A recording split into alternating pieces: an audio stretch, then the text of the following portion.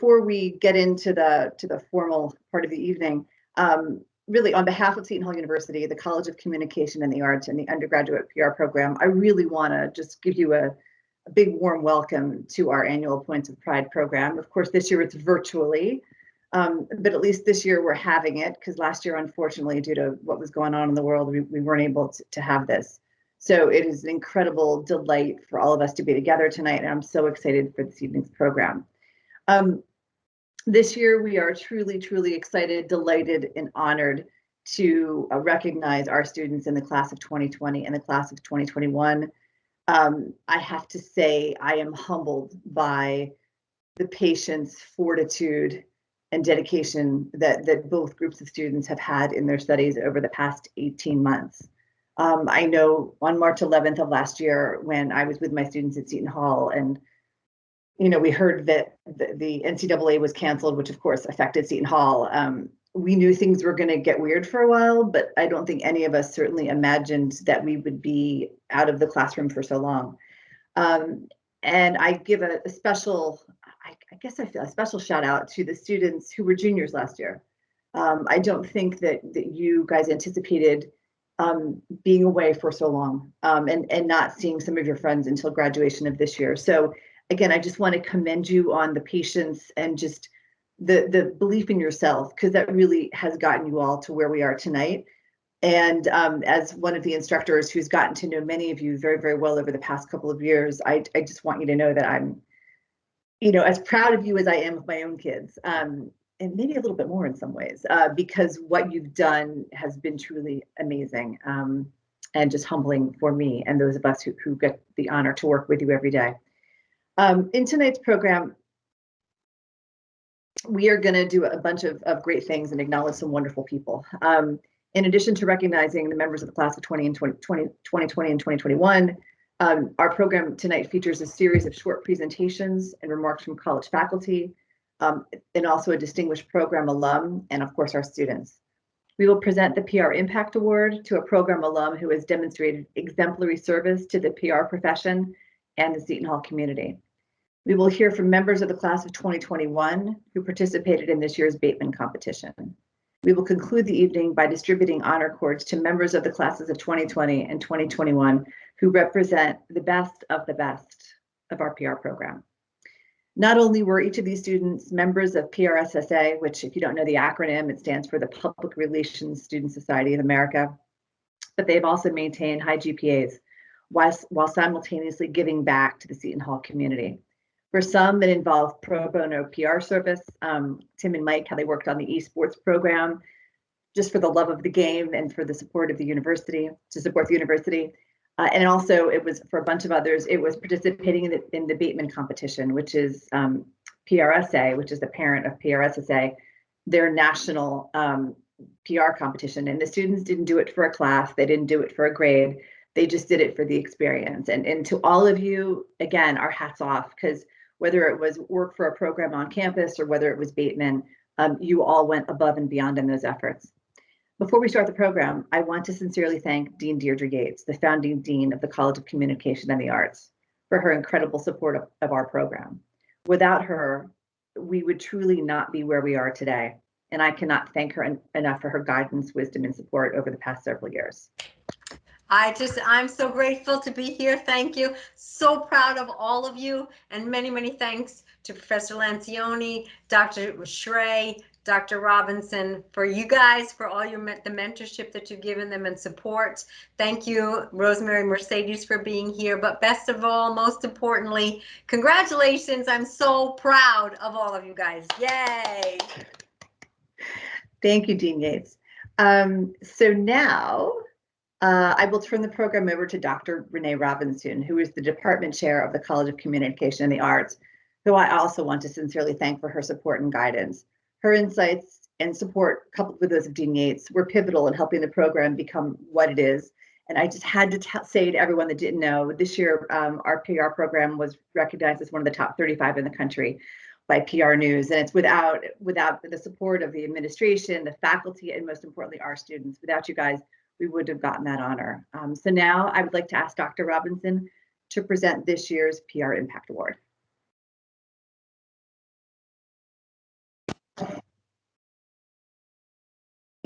Thank you, Professor Lancioni. I have to say the spring is my favorite time of year for a lot of reasons. While I love fantastic coats and Uggs in the winter, the spring represents a time of blossoming and accomplishment. So the idea of being able to gather in the spring to take a moment and look at what all we have achieved, what our students have done, what our alumni have done, what our faculty have done, what our administration has done, and what we have done together as a community is impressive. And I'd like to take a moment to simply say thank you to each and every one of you for your hard work, your dedication. And I would be remiss if I didn't give a special shout out to our students right now for saying impressive. You've been hardworking, you've been committed, you've been dedicated, you've been resilient. You have overcome difficulty. You have looked it in the face, you have snapped, head turned, and walked away. And for that, I say good for you and good for our program. But I mostly want to take tonight to say, take this time to look at what you represent as a community and what you've accomplished as a person within our community, and look to what it is that you can become.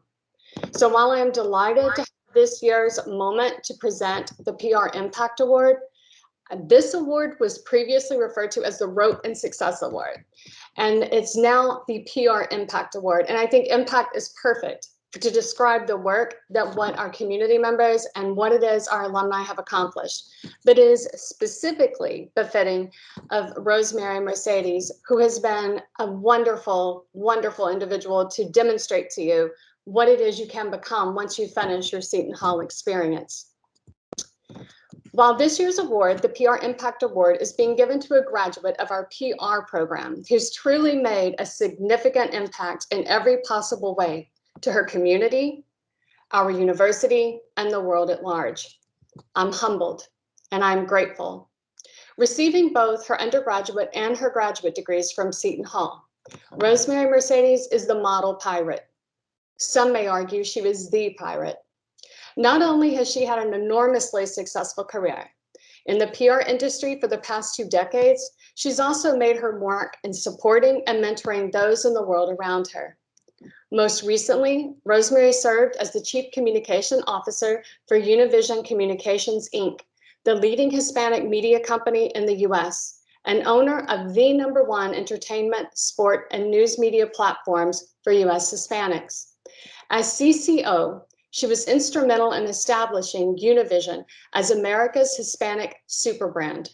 That's right, take it in, America's Hispanic super brand. She played an integral role in some of the company's most successful communications and awareness campaigns in the last decade. She was named Pioneer of the Year by the Hispanic Public Relations Association. She's been acknowledged among the rising communications leaders in North America by the Holmes Report. She's been recognized as the top woman in PR by PR News and featured as one of the top PR professionals under 40 in the US by PR Week. In addition to receiving her undergraduate degree and a Master of Arts in Corporate and Public Communications from Seton Hall University, she also mentors undergraduates through the Communication Honors Associates Mentoring Program, CHAMP. She's fluent in Spanish and conversational French in her spare time, and she lives in New Jersey with her husband, Eric, and her 2 daughters, Elena and Amelia. Needless to say, Rosemary is an amazing pirate. She is one of our own, but she also represents our future. She's strong in representing our past with her education and what she's contributed. She gives to today, but she's invested in tomorrow. And for that, we are thrilled to have her, and we are very thrilled to honor her this evening. Now, if I were with you, Rosemary, I would be sharing this fantastic, beautiful, well-executed plaque, which you will be receiving and cannot see through our see-through screen. But I want you to take a moment to feel it. You see, feel it. That's right.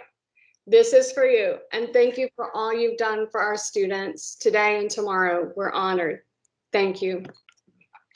Thank you so much, Dr. Robinson. I mean, that was amazing, very touching. Good evening to everyone. I appreciate that kind and extremely generous introduction. I also want to extend a note of gratitude to Dean Yates, to Professor Lancioni, and really the entire team, not only for this evening, excuse excuse me, but for making the College of Communications such a tremendous source of pride for me and for the entire alumni community.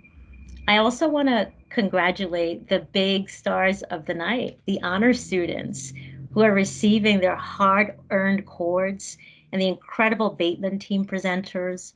Make no mistakes about it.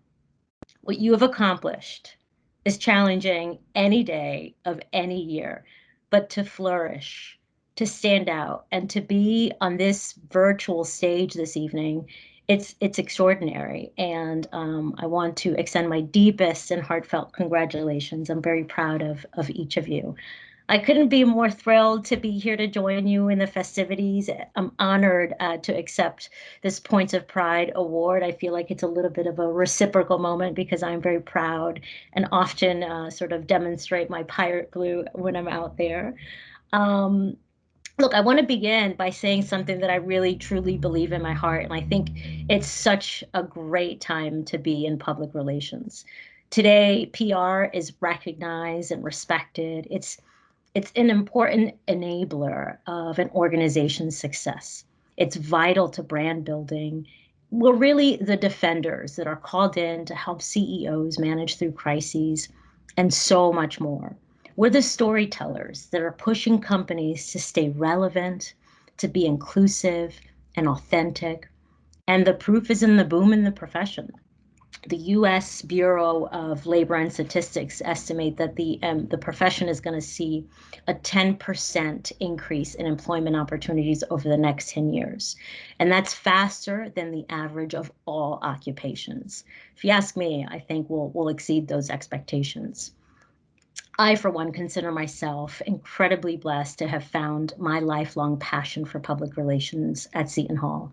When I stumbled through the doors of Fahey, I was lost and confused in search of a career path. I laugh, but it was quite literally lost and confused. I was running from the business school. Till this day, I think there was a glitch in the system that straight out of the gate placed me in advanced calculus, first semester, freshman year. Big mistake, or a gift, because it sent me running to Fahey. And I remember the lovely assistant had a printout with like all the majors to pick out. It was a printout. It was the early 90s, no internet yet. And I was public relations. It stood out amongst such a crowded field. Relating to the public, I thought I could do that. Admittedly, it was a bit of an arbitrary start.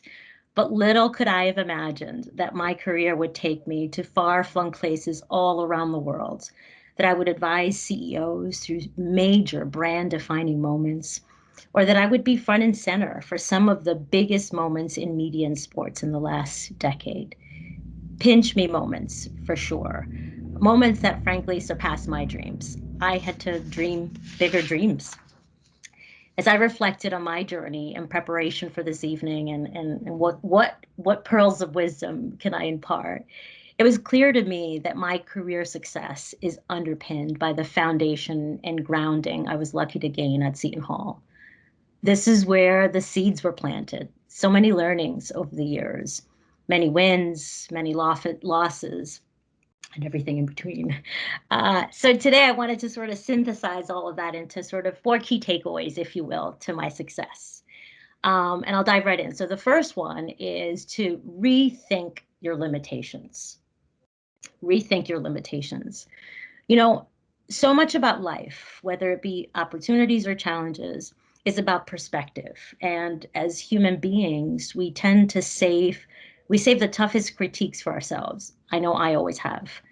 I'm the firstborn daughter of Afro-Latino immigrants from the Dominican Republic, Jersey-born, but English is my second language. We were financially insecure throughout my childhood, which meant I started working part-time when I was 14.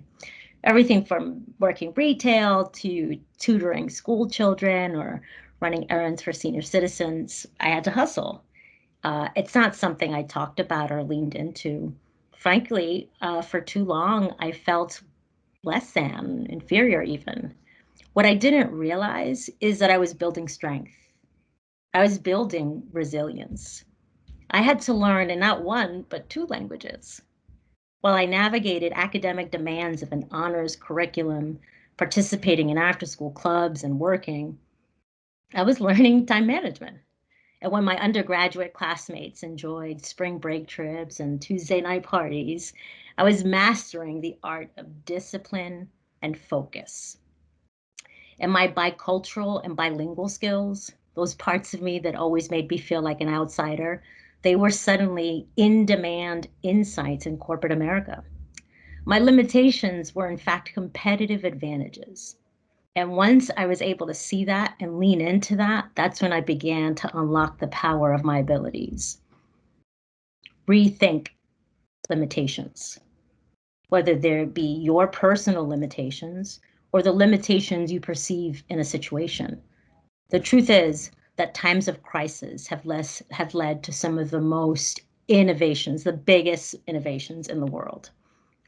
And I think we're living through a big moment in time now, and I think we'll see and look back at innovations that were born out of this crisis. Rethink limitations. Number 2 is to be courageous.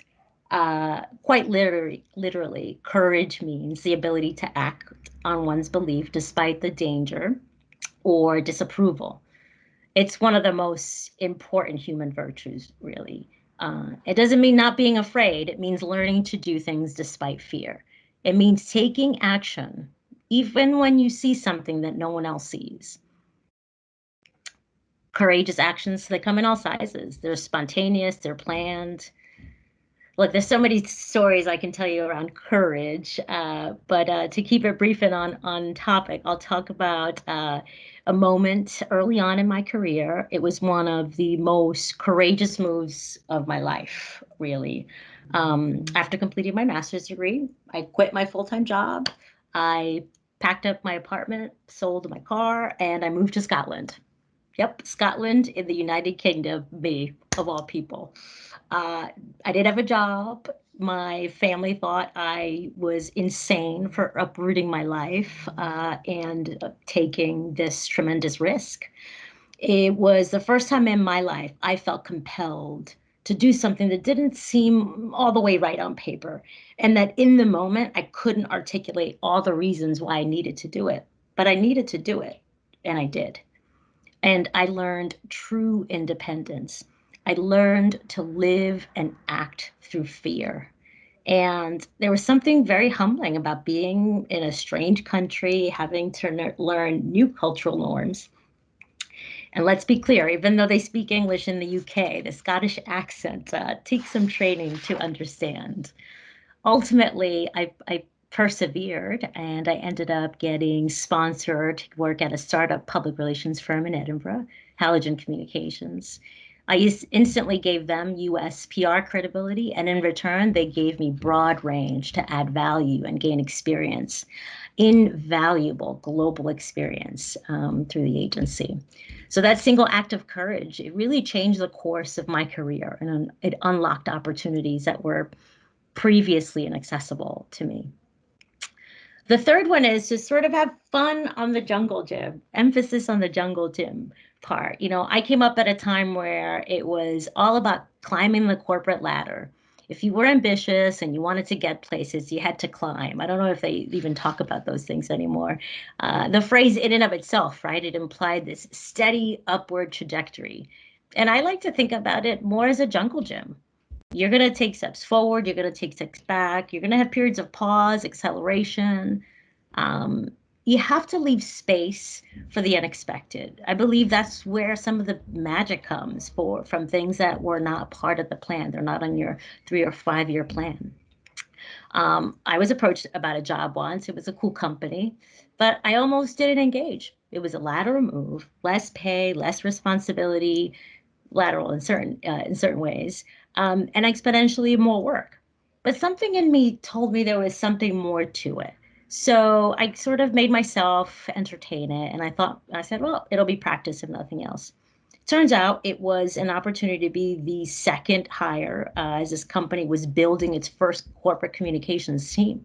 I would be getting in on the ground, building the team, building the process, new industry, you know, sky's the limit. I got the job as a manager of communications for Univision, the top 5 media company, generating more than $2 billion in advertising and licensing revenue every year. And over the course of 15 years, I held nearly every position on the team. And when the top job became available, I was named Chief Communications Officer. It was, I oversaw all the communication strategies, so many of the companies first, and really fortunate to lead comms at a time where the profile of the consumer sort of was on the rise too, really sort of magical. But I think most importantly for me, it was the perch from which I could practice the servant leadership that I learned at Seton Hall, where I could use my position of influence to advocate and help underserved communities. Look, whether it was an instinct, a courage, or just plain old luck, I'd like to think I made the right call on that lateral move.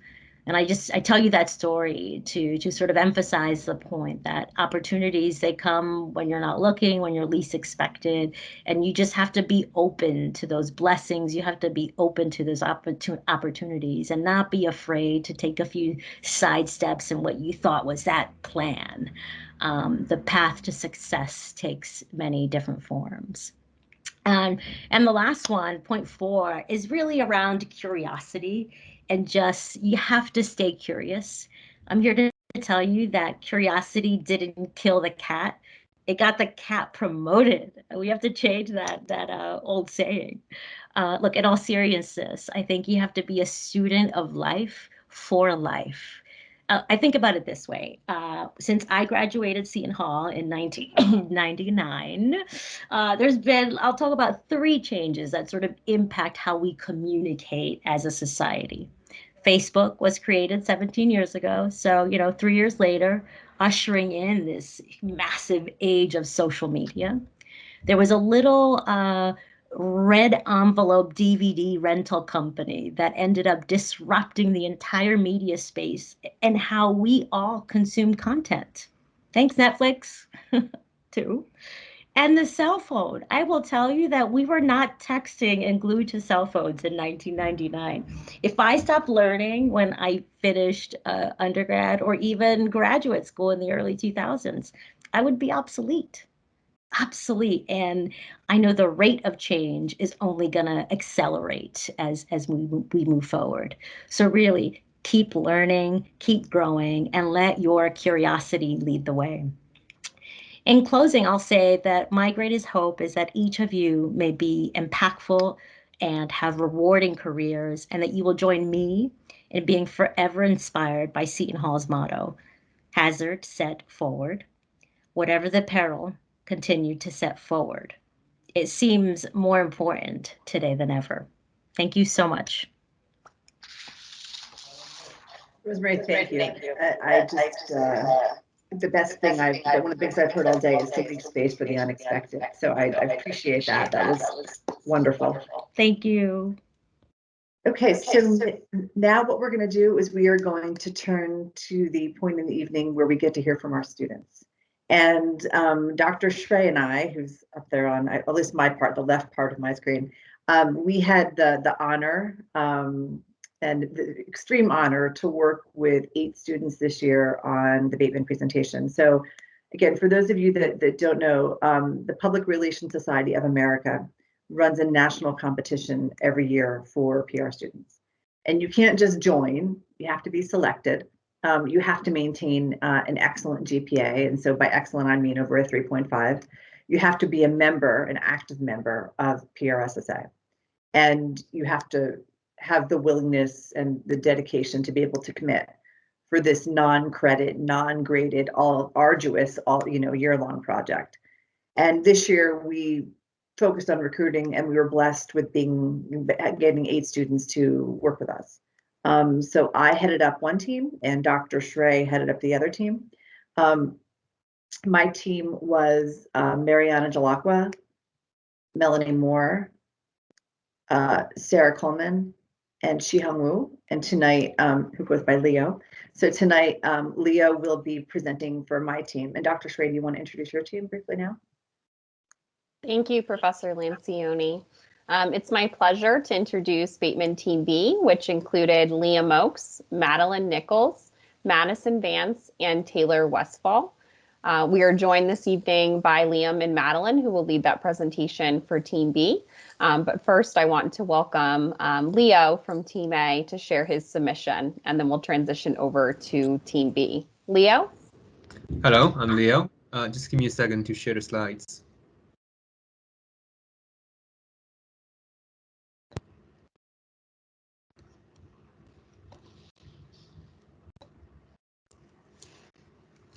Hello, I'm Leo. I am a foreign Chinese student from Shanghai, and today on behalf of the Bateman Competition Team A, I'll be presenting to you our campaign. First off, our name is Acting Civility, and the motif you're seeing on the presentation is our logo. So the team consists of 4 team members led by Mariana Delacroix, who is also the account director. Then we have Sarah Clomore, who is the director of media relations, and Melanie Moore as the director of brand and social media, and lastly me as the director of research. So our campaign aims to improve the social environment by battling incivility. So what is incivility, you might ask? Well, a good example will be perhaps you go to YouTube and see a video about politics, and then as usual you scroll down to see the comment section below, and there are 2 persons was having a chat that eventually end up to be cursing and shouting towards each other, so that there is no understanding being established, there's no respect to one another. That is an example of incivility. To improve the situation, civil discourse is a very good tool. Civil discourse encourages individuals to have mutual understanding of and respect for one another through conversation. So how do we do it? We implemented a fully digital public relations campaign targeting Seton Hall University and local communities as an effort to promote civil discourse. In total, we have 3 main objectives. First, to educate the audience. Second, to encourage individuals to voice their opinions. And lastly, to engage the community in respectful conversations. And Acting Civility educated the Seton Hall community by sharing academic resources on the roots and consequences of incivility. To reach out more audience, the team availed the convenience of social media platforms and published educational material daily. The 2 main platforms we use are first Instagram, then Facebook. In addition to that, the team distributed a weekly newsletter, created a guidebook on the best practice for civil discourse, and shared our message during broadcasts of Seton Hall's campus-wide television station, Pirate TV. Lastly, the team also encouraged polite conversations by engaging influential individuals from across the community to participate in our interview series, Discourse Discussions. Through these open and honest talks with members of the community, we came to understand the importance of this topic, as well as gain insight into how the community has been influenced by incivility. At last, here's the result. We generated 8,801 impressions via our Instagram from out 403 followers and directly reaching 726 accounts. We also generated 1,482 organic impressions on Facebook, secured over 31,900 impressions on our Speaking Kindness TikTok, which is quite viral, with 5,579 direct interactions. We also secured 2 features on Seton Hall Pirate Television's broadcast with a total of 1,572 impressions, distributed 4 issues of ACK Weekly newsletter, secured 1,265 views and 214 direct interactions with 7 IGTV discourse discussion episodes. We received 97 unique visitors to our Linktree, along with 55 clicks from our Instagram link in bio. And lastly, we distributed our guidebook on the best practice for civil discourse, which reached 43 campus organizations. So that should be all. Thank you very much and best luck to you. How do I end this? Just hit the X on the share button. There you go. Yep. Okay, and now, great job, Leo. Okay, and now we will hear from Liam and Maddie, who are Team B.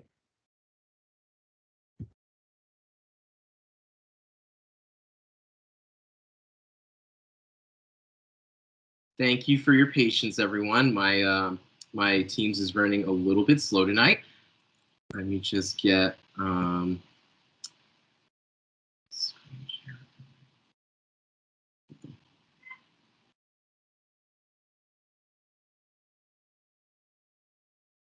Alrighty. Can everyone see my screen? Top quote of 2020, right? Yes. Alrighty, thank you.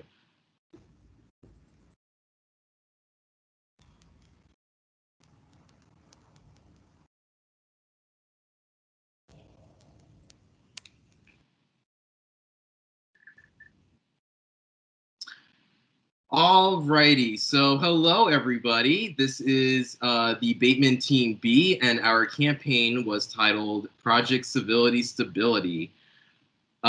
Just to give a brief introduction of who we are, we'd like to also introduce Madison Vance and Taylor Westfall, who unfortunately could not join us tonight, Madeline Nichols, and and if no one knows who I am, I'm Liam Oakes. I'm a senior PR, we're all senior PR majors, and we are Bateman coach and our biggest fan, Dr. McKenna Stray. Hi, so as Leo mentioned, we were given the task to promote civility in civil discourse with the client being PRSA. So we decided to investigate the issue within the Seton Hall undergraduate community. So we had 4 main research questions. We had: in what ways do 18 to 29-year-olds perceive incivility in America? What are the best practices associated with mitigating incivility in public discourse? What do organizations currently do to promote civil discourse? And how can organizations cultivate civil discourse in online settings? Through secondary research, we compiled 20 sources, which we then put into a comprehensive literature review that we then used to plan and implement our campaign. And so when we were putting together the campaign for this competition, we decided that the goal was going to be, to become a part of this larger national conversation on the need to reverse corrosion of civility in American life. And so what we would do as PR students in the making is use our skills and everything that we've learned in the classroom and through experience to foster a more effective and inclusive civil discourse in all facets of society. And so after we put that together, we were deciding where do we start? And ultimately, we decided to start right here at Seton Hall. So our target audiences for this campaign were Seton Hall undergrads, 10 Seton Hall undergraduate student organization leaders. The reason why we did 10 is so that, we'll talk about that in the future. And then our secondary audiences were other college students who were undergrads and engage in socio-political issues in discussion, and other members of the Seton Hall community, whether it be alumni or faculty. And so the 4 objectives of our campaign were to educate 750 plus Seton Hall undergraduate students about civil discourse, to engage 10 Seton Hall undergraduate student organization leaders about civil discourse in a training session, to encourage 150 Seton Hall undergraduate students to participate in our campaign, and to enhance awareness of civil discourse in our campaign through a news story and a press release. Yeah, so all of that planning we then got to put to action. Between February 8th and March 8th, we implemented our campaign. So we had our 5 key messages. We wanted to cause a reality check on the evils of incivility. We wanted to promote better listening skills. We wanted to accept differences and differing opinions. We wanted to teach how to intervene when needed and disengage on civil encounters. And we also wanted to choose when to engage and how to respond. So we decided to have 2 different social media platforms. We had Instagram and Twitter. We would post 3 times a week on Instagram and Twitter. And then on Instagram, we would take advantage of other features such as stories and reels. And we also ended up holding an Instagram live at the end of our campaign to kind of recap.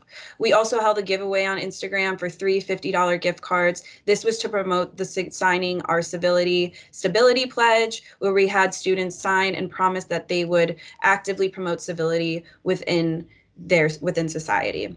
We also held a combating incivility in your student organizations training. We got 10 student leaders from 9 different organizations across campus, and we held a training session on ways to promote civility in their organization when issues arise. And then we were able to give them the slides we had shared and all the information. We gave that to them so they could bring it back to their organizations and give them their own lesson. So that was how we spent our implementation period.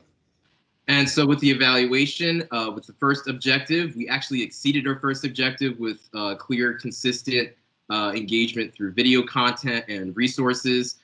We were able to meet our second objective in bringing together 10 student organization leaders. And the reason why we did 10 was so that the training session could allow for a more safer, deeper discussion. We were unfortunately unable to meet the third objective in obtaining 150 signatures through the pledge.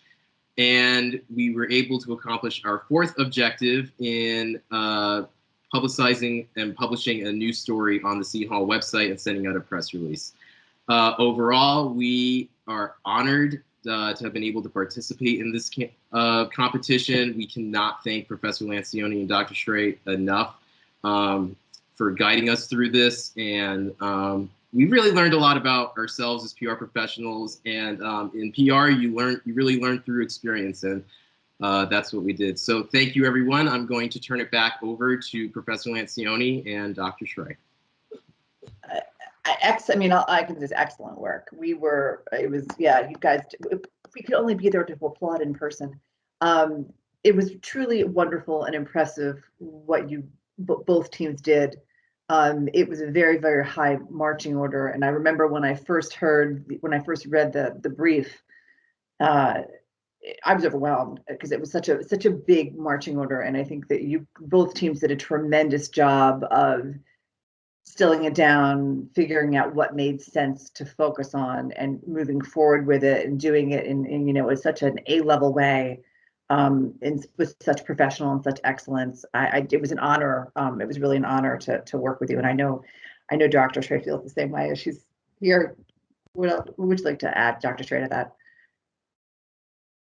Yes, absolutely. And the only thing that I will add is that as a graduate of the program, you guys really are our shining stars and really the best of the best. And so I'm so grateful for the opportunity to have worked with all 8 of you and looking forward to honoring our other 2020 and 2021 graduates in a few moments as well.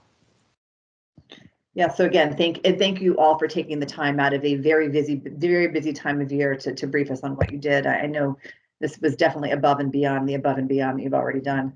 So now we get the chance to honor everybody and present the honor cords this year. We're thrilled that members of the class of 2020 and 2021 are joining us this evening. Class of 2020, I'm sorry we didn't do this last year, but as we all know, the world was topsy-turvy. So I'm so grateful and so appreciative of the fact that you guys found time in your busy lives to come back and be with us this evening. It means a lot to all of us. So the way this is going to work is Dr. Schrey and I are going to alternate reading the names, and they are not in alphabetical order. So don't fear if you have like a Z last name that you're going to be last. Oh, no, we'd like to surprise you. Keep you on your toes. So, so when we call your name, please take your honor cord and put it around your neck and wave.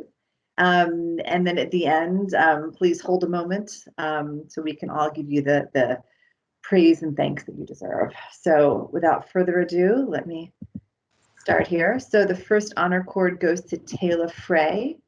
Taylor, if you could say hello to everybody. Is she here? Taylor, are you here? Is she here? She may not be here. Okay, so Taylor Frey is the first one. Dr. Schrey, do you want to do the second one? Absolutely. The next one is Emily High, and Emily is a distinct pleasure of mine, and she's actually defending her master's thesis on Saturday. So Emily will have 2 degrees to celebrate this year. Congratulations, Emily. That's incredible. My goodness. The third one goes to Zach Nickel, who I have to say I have a huge fondness for Zach for all of the incredible help he's been over the years. And I was fortunate to have him in so many of my classes. Okay, the next, Dr. Schrey. Next up, we have Jasmine Parker. Hello, Jasmine. Miss you so much. Okay, the next one goes to Sarah Coleman. Sarah, so great to see you. So fun working with you on Bateman. And you know, I have to say, like, all of these wonderful people that I'm looking at right now, I have so missed seeing you in my classes this year. I'm just so thrilled that you're all here tonight. I wish I could give you all big hugs in person, but it's virtual. So nice to see you, Sarah. Okay, next. Next up, we have Madeline Nichols.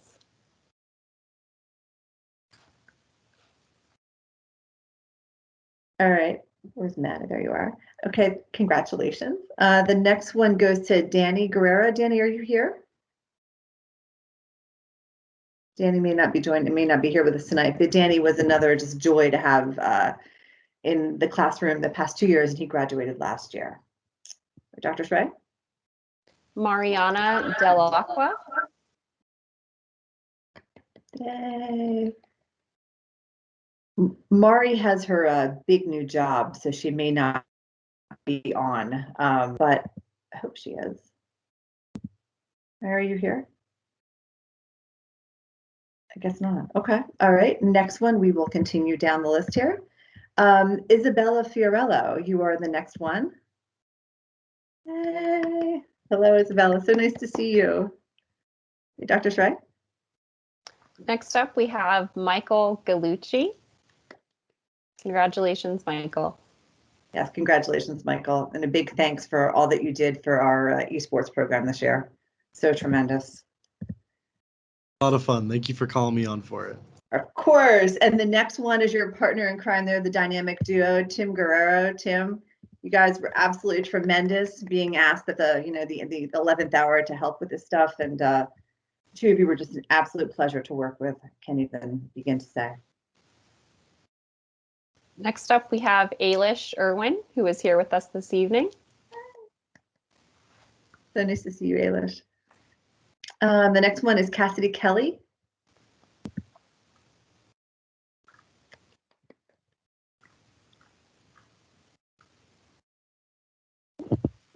Next up, we have Ava Magnilio.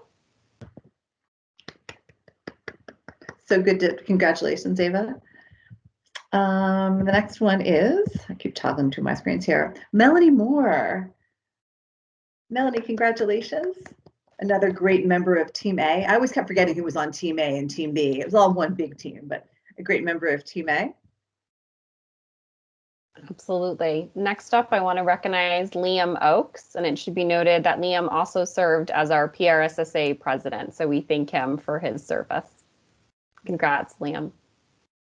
Yeah, Liam, I was singing your praises earlier because without you, I never would have met Rosemary. So I don't know who we would have, awarded that to this year. She was such a delight and such a treat. And I'm so thankful for you for introducing her to me and bringing her into the program and stuff. It's been truly an honor. And I've gotten the pleasure of working with you for the past 3 years, and it's been a lot of fun is all I can say. So thank you. Thank you for being you. The next person we have is Michael Pacquiao. Michael, congratulations. You're on. Next up, we have Taylor Westfall, and I know Taylor was on Team B and was unable to be here this evening, but congratulations, Taylor. The next, another member of Team A and a very, very dedicated PR professional, we have Shihang Wu, otherwise known as Leo. So Leo, congratulations. Thank you for the excellent presentation tonight. Great stuff. Sorry about the filter. I just figured out the background. And lastly, we have David Moser. Congratulations, David. Please join me in a round of virtual applause to congratulate all of these honor cord recipients. Yeah, and we really do mean when we say you represent the best of the best you do. So, take a moment to celebrate yourselves, take a moment to be proud of who you are and what you've done, because you've done such extraordinary work this year and last year and over the past couple of years, and we are so incredibly proud of all of you. So a huge thank you for that. And now I turn it over to Dr. Shrey. Thank you, Professor Lancioni. On behalf of the College of Communication and the Arts, Alumni Engagement, and the Public Relations Program, I extend my gratitude to everyone here this evening in attendance, especially to any of our program alumni. I want to take the opportunity to again thank our founding Dean, Deirdre Yates, and our department chair, Dr. Renee Robinson, for their support of the Public Relations Program and for Points of Pride. I also thank and congratulate our PR Impact Awardee, Rosemary Mercedes, and our Bateman teams for their dedication and willingness to represent the Public Relations Program. Lastly, to our graduates, take this moment and reflect on your successes and the opportunities that you've found, and recognize that although this journey is coming to an end, your next journey is just around the corner. We are so proud of each and every single one of you, and we look forward to welcoming you to next year's Points of Pride event as our newest alumni. Thank you again for everyone attending this evening, and we hope to see everyone in person next year to celebrate our PR program at Points of Pride. Thank you and have a wonderful evening.